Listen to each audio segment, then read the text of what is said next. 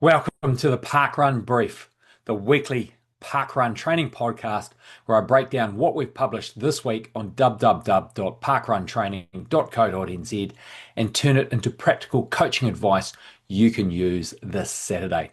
So the Sunday reset from 30 minutes to 28, the small changes that make a big difference. For many parkrunners, breaking 30 minutes feels like a major milestone.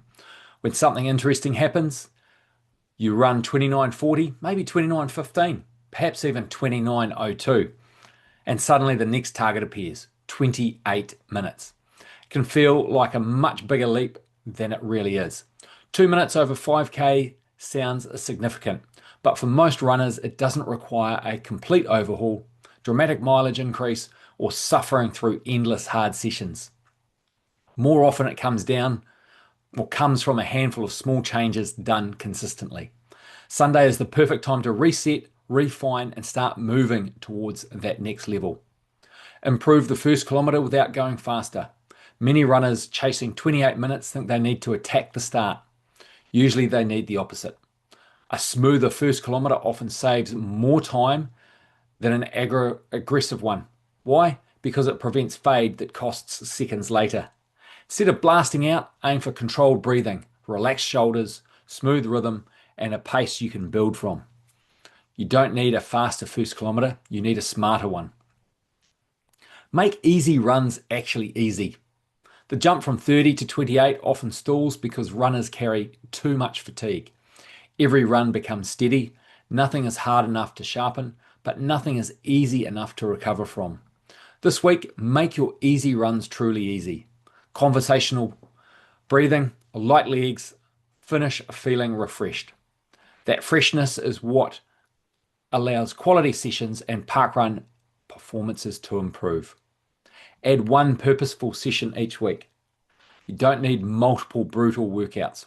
One consistent, good quality session can move the needle. Example, short threshold sessions, controlled tempo efforts, or progressive runs finishing stronger than you started. The key word is purposeful, not punishing.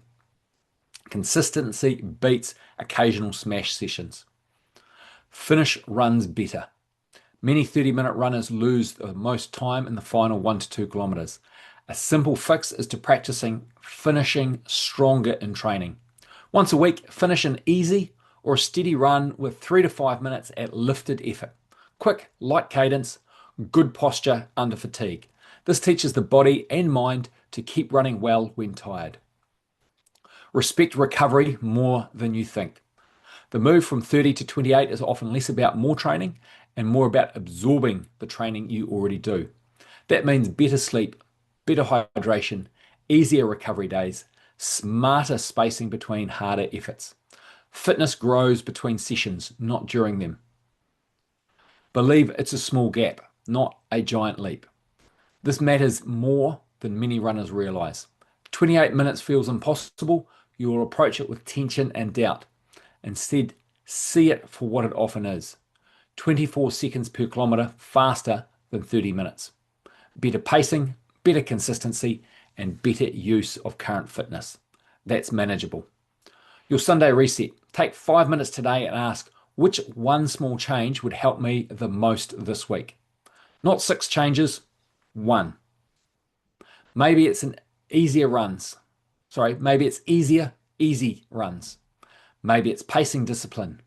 Maybe it's sleeping better on Friday night. Because 28 minutes usually isn't built by one heroic run.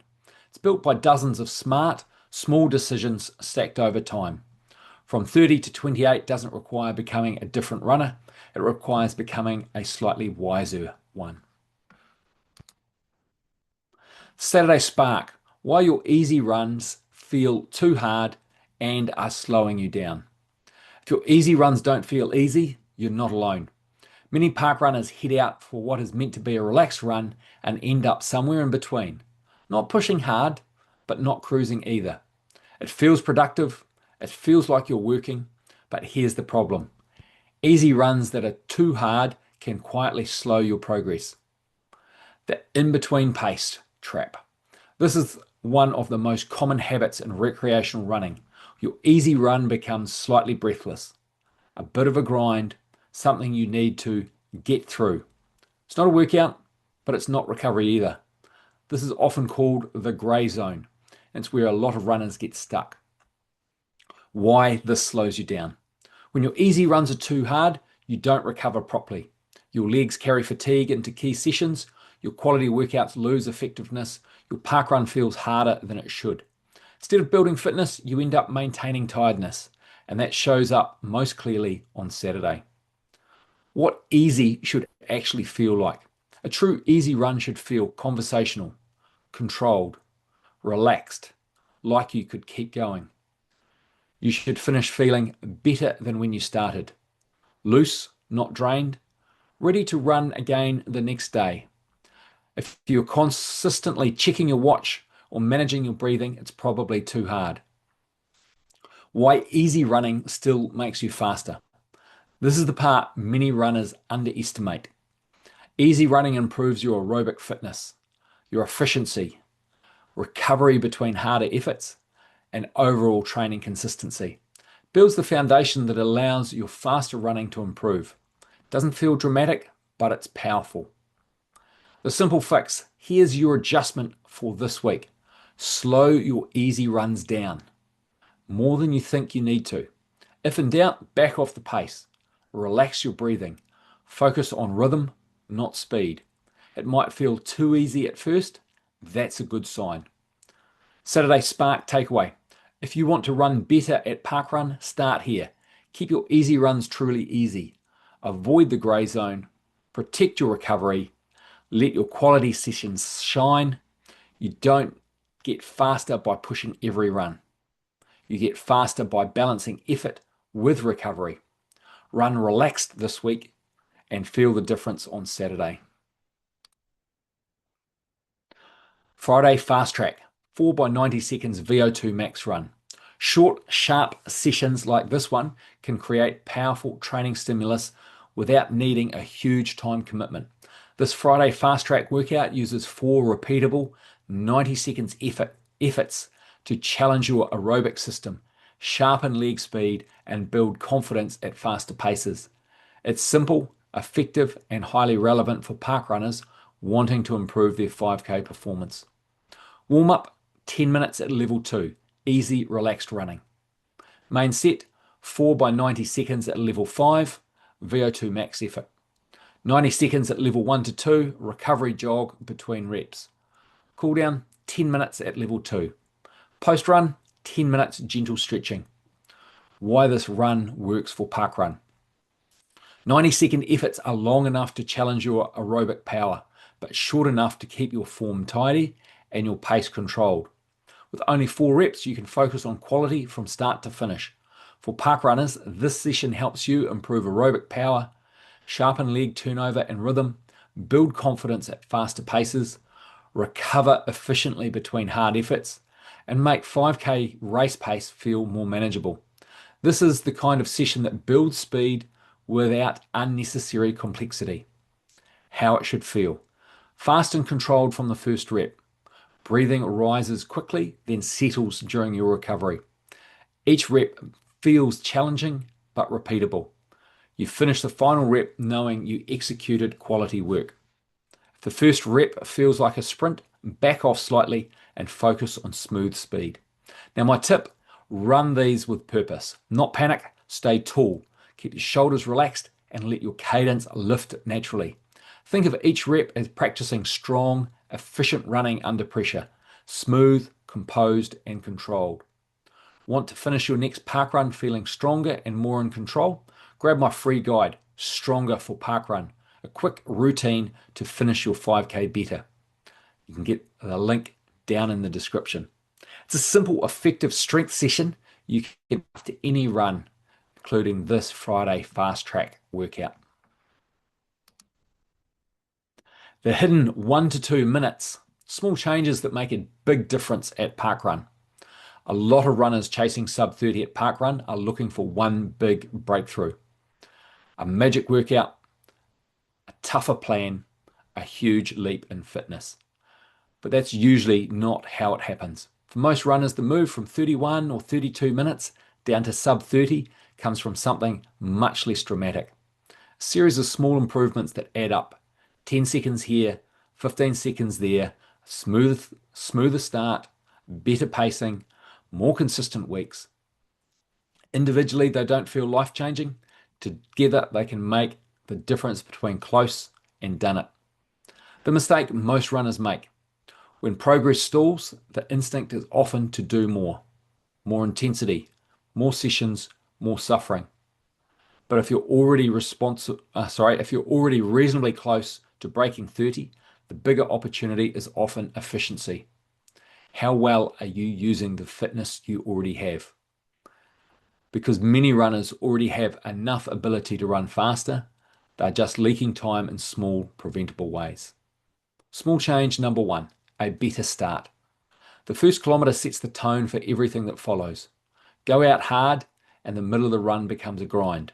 Stay controlled and you give yourself the chance to build into the effort. That doesn't mean jogging the first kilometre. It means being deliberate. If you haven't already read it, I'd strongly recommend reading the companion article, How to Pace Your Parkrun Properly so you don't waste your fitness. It breaks down how pacing alone can unlock time without needing extra fitness. Small change number 2, warm up properly. Many runners stand around chatting, then expect their body to run at pace from the gun. That's why the first kilometre often feels awkward and heavy. A short warm-up can change that. Something simple like 10 minutes easy jogging, a few short controlled efforts, finishing just before the start. Now your body is ready to run. It sounds minor, but small gains matter. Small change number 3, better weekly rhythm. One good run won't transform much, but 4 good weeks in a row can. This is where consistency beats heroics. Instead of smashing one hard session and limping through the rest of the week, focus on building rhythm. Regular running days, sensible recovery, structured sessions, arriving at parkrun ready to perform. The runners who improve steadily are often the ones who simply string good weeks together. Small change number 4, running the tangents. This sounds obvious, but many runners still give away free distance. Wide lines around corners, extra weaving early, drifting on turns. Over 5Ks, it adds up. You don't need to obsess over it, but running smart lines on the course can save valuable seconds. And when you're chasing sub 30, seconds matter. Small change number 5, staying engaged in the middle. The middle of the run is where time quietly disappears. Not because you blow up, but because focus slips. You ease off slightly. You stop competing. You drift mentally. A small shift in attention can help. Pick someone ahead. Hold form. Keep rhythm. Stay in the moment. Again, nothing dramatic, but it all counts. This is how breakthroughs usually happen.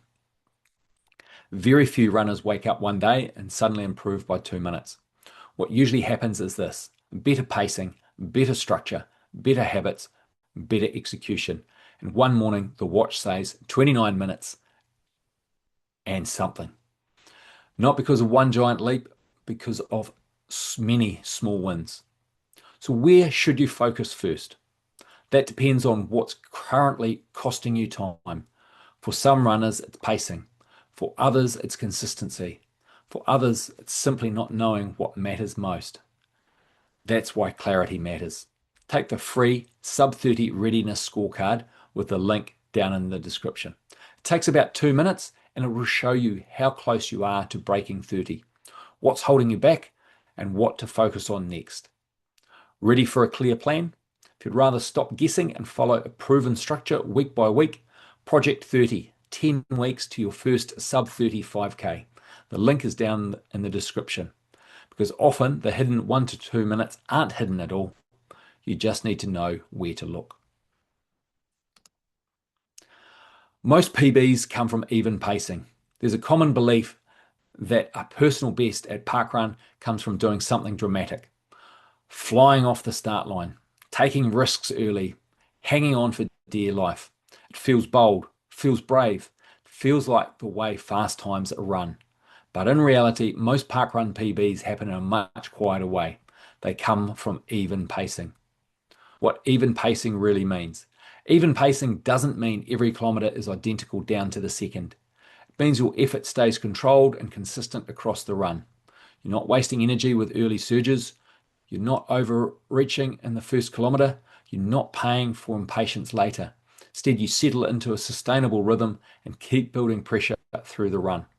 That usually leads to stronger overall performances. Why fast starts often fail. Going out hard can feel brilliant for the first minute or two. You're passing people, you feel sharp, your watch looks exciting, but the body keeps score. If you run beyond your sustainable effort early, fatigue tends to arrive later in the run, usually right when you need strength most. That's when pace begins to drift, form gets sloppy, breathing becomes ragged, confidence drops, and suddenly the PB attempt becomes damage control. Why even pacing works. Even pacing spreads your effort more effectively across the full 5 kilometres.